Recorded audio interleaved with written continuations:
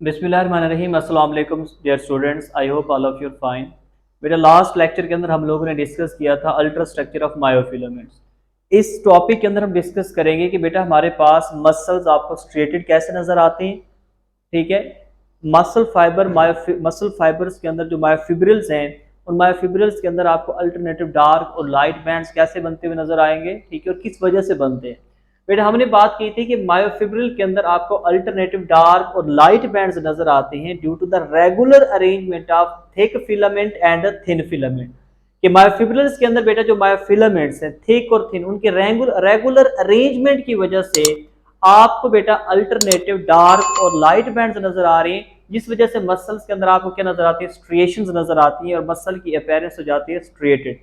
अब देखिए हम उन बैंड्स को पढ़ते हैं। देखिए दो तरह के बेटा हमारे पास बैंड्स बनते हैं, एक डार्क बैंड बनता है, दूसरा बेटा हमारे पास लाइट बैंड बनता है। देखिए ये बेटा हमने स्ट्रक्चर ड्रा किया हुआ है। देखिए हमारे पास ये जो ग्रीन कलर की लाइंस हैं, ठीक है, इन्हें कहते हैं जी लाइन।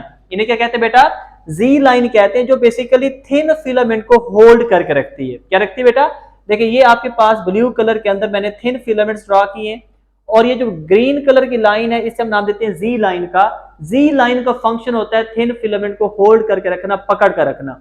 और आपको बेटा ये जो हमारे पास रेड कलर के थिक फिलामेंट्स नजर आ रहे हैं, जिनके पास ग्लोबुलर हेड्स भी हैं, ये बेटा हमारे पास क्या कहलाते हैं, ये कहलाते हैं थिक फिलामेंट। ठीक है, जिसके अंदर मायोसिन प्रोटीन प्रेजेंट होती है, और ये उसके ग्लोबुलर हेड्स है जो कि क्रॉस ब्रिज बना रहे हैं किसके साथ बेटा, थिन फिलामेंट के साथ।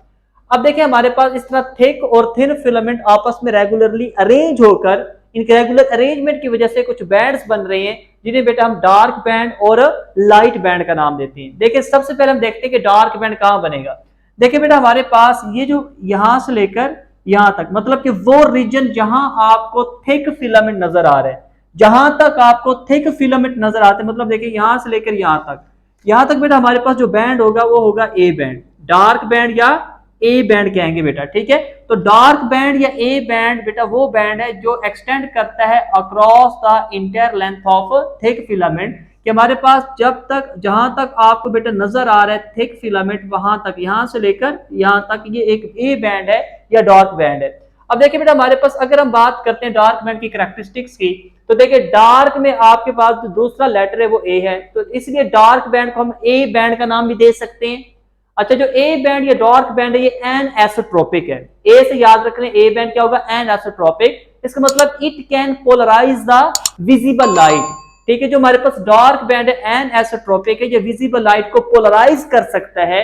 और नंबर 2 बेटा इसके अंदर आपको कौन कौन से फिलामेंट्स नजर आएंगे, तो बेटा आपने याद रखना है ए बैंड के अंदर आपको थिक फिलामेंट भी नजर आएंगे, प्लस आपको कुछ पोर्शन थिन फिलामेंट का नजर भी आएगा। देखिए ये एमसीक्यूज के अंदर ये चीजें आती हैं कि आपको ए बैंड में कौन कौन से फिलामेंट्स नजर आ रहे हैं। तो ए बैंड के अंदर आपको बेटा दोनों फिलामेंट्स नजर आ रहे हैं, थिक फिलामेंट तो कंप्लीट होंगे और कुछ पोर्शन बेटा थिन फिलामेंट का भी आपको नजर आएगा। देखिए इस डायग्राम में यहां से लेकर यहां तक आपके पास क्या जी ए बैंड है, यहां से लेकर यहां तक देखिए थिक फिलामेंट तो सारे आ रहे हैं, लेकिन कुछ पोर्शन बेटा थिन फिलामेंट का भी आपको नजर आ रहा है जो प्रेजेंट है बेटा किसके अंदर, ए बैंड के अंदर। क्लियर होगी बेटा ये बात। तो अब देखिए हमारे पास इसके अलावा एक एच जोन है। ठीक है, एच जोन बेटा पार्ट है किस चीज का, ए बैंड का। देखें ये एक कंप्लीट ए बैंड है। ए बैंड का वो पोर्शन जहां सिर्फ थिक फिलामेंट्स आपको नजर आ रहे हैं, थिन फिलामेंट वहां ना हो बेटा, ए बैंड का वो पोर्शन जहां आपको जस्ट थिक फिलामेंट्स नजर आए। देखिए कहां थिक फिलामेंट्स नजर आ रहे हैं, देखिए यहां से लेकर ये जो लाइन में ड्रा कर रहा हूं, इस लाइन के अंदर सिर्फ और सिर्फ आपको बेटा क्या नजर आएगा, थिक फिलामेंट नजर आएंगे, थिन फिलामेंट क्या होंगे, एब्सेंट होंगे। तो ये जो बेटा हमारे पास रीजन बनता है, ठीक है, ये जो जोन बनता है ये ब्राइटर होता है, लाइटर जोन होता है। ठीक है, इसलिए बेटा इसे हम नाम देते हैं एच जोन का। क्या नाम देंगे बेटा, this is known as H zone. तो एच जोन बेटा हमारे पास वो पार्ट है ए बैंड का, वो पार्ट है ए बैंड का जिसमें जस्ट आपको थिक फिलामेंट्स बेटा नजर आ रहे हैं, थिन फिलामेंट्स एब्सेंट होंगे। इसलिए से एच मतलब हील मतलब ब्राइट, ब्राइटर जो जोन है ए बैंड के अंदर, that is known as H zone. अब देखिए जो एच जोन है इसे एक लाइन बाइसेक्ट कर रही है। एच जोन को बेटा एक डार्क लाइन क्या करती है बेटा, बाइसेक्ट करती है। देखें इसे दो इक्वल पार्ट्स के अंदर डिवाइड कर रही है। तो बेटा ये हमारे पास जो लाइन है, इस लाइन को हम क्या नाम देते हैं, that is known as M line, that is known as M line. तो देखिए बेटा हमारे पास एम लाइन क्या है, एम लाइन वो बेटा हमारे पास डार्क लाइन है जो बेसिकली किससे बाइसेक्ट कर रही है, एच जोन को। तो हमारे पास ये क्वेश्चन आ जाता है कि बेटा हमारे पास एम लाइन क्या है, तो एच जोन को बाइसेक्ट करने वाली डार्क लाइन को हम क्या नाम देते हैं बेटा, एम लाइन का। अब एम लाइन का फंक्शन क्या होता है, एम लाइन बेटा थिक फिलामेंट को होल्ड करके रखती है, जैसे कि जी लाइन किस फिलामेंट को पकड़ कर रख रही है, थिन फिलामेंट को, जस्ट लाइक दैट जो एम लाइन है बेटा इन थिक फिलामेंट्स को क्या करेगी, होल्ड करके रखेगी। क्लियर होगी बेटा ये बात। तो अब एमसीक्यूज आता है कि हमारे पास एच जोन की है, फिर एमसीक्यूज में ऑप्शन देते हैं कि ये पार्ट है जी आई बैंड का, ये पार्ट है ए बैंड का, या यूं कहते हैं कि ए बैंड हमारे पास पार्ट है एच जोन का। तो इसका जो करेक्ट आंसर है वो ये है बेटा कि एच जोन जहां जो सिर्फ थिक फिलामेंट्स पर मुश्तमिल है, ये बेटा हमारे पास पार्ट है किसका बेटा, ए बैंड का। और जो लाइन बेटा हमारे पास एच जोन को बाइसेक्ट करती है, डार्क लाइन, उससे हम क्या नाम देते हैं, एम लाइन। और एम लाइन का काम क्या बेटा, थिक फिलामेंट को होल्ड करके रखना।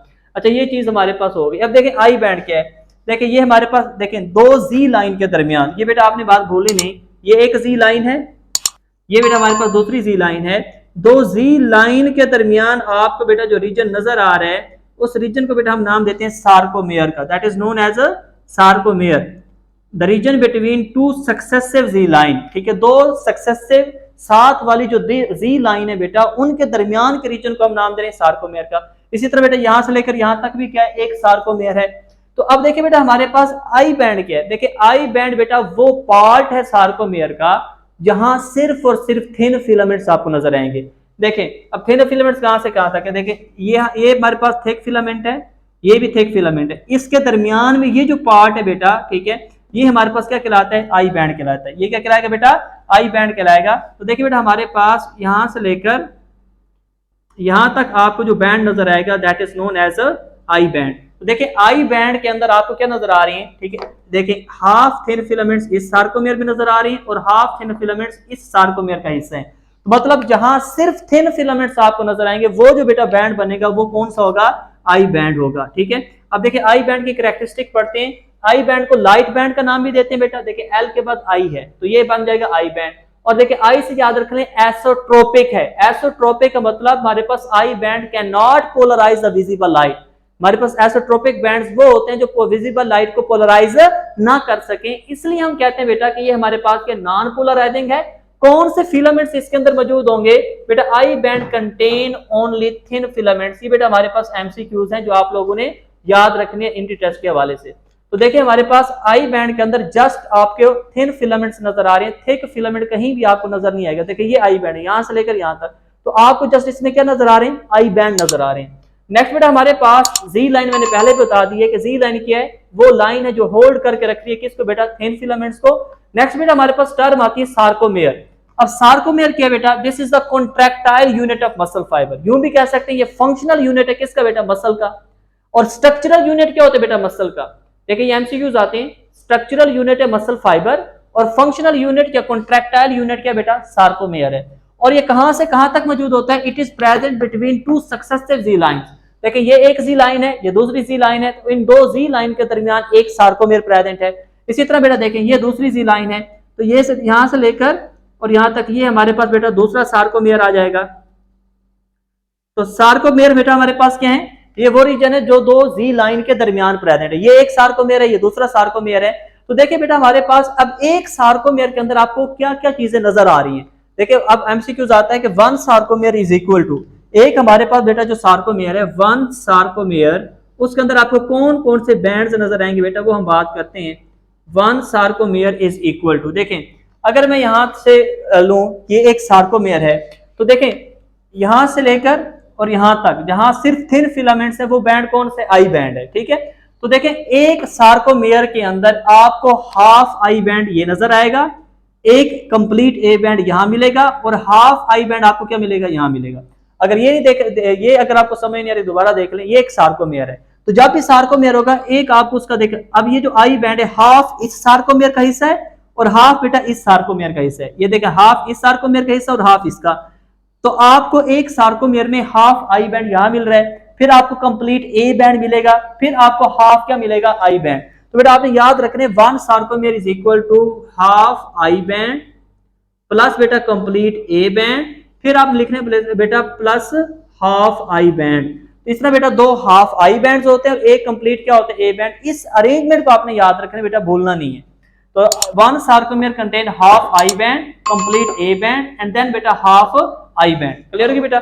कंप्लीट आई बैंड आधा हिस्सा होता है एक सार्कोमेयर का, आधा हिस्सा होता है नेक्स्ट सार्कोमेयर का। तो एक सार्कोमेयर के अंदर आपको शुरू के अंदर हाफ आई बैंड मिलेगा, फिर कंप्लीट ए बैंड मिलेगा, फिर आपको हाफ क्या मिलेगा बेटा? आई बैंड मिलेगा। क्लियर होगी बेटा? और जो नॉर्मल लेंथ है रेस्टिंग स्टेट के अंदर, जब मसल रेस्ट के अंदर होता है, तो नॉर्मल लेंथ कितनी है बेटा सार्कोमेयर की? बेटा नॉर्मल लेंथ आपने याद रखनी है, ये है 2.2 मिलीमीटर। जब मसल रेस्ट के अंदर होगा तो सार्कोमेयर की लेंथ कितनी हो जाएगी बेटा? 2.2 मिलीमीटर। समझ आएगी बेटा इस बात की? तो नेक्स्ट बेटा हम डिस्कस करेंगे हमारे पास मसल की एक्साइटेशन कैसे होती है, ठीक है, उसका मैकेनिज्म ऑफ मसल कॉन्ट्रैक्शन क्या है बेटा।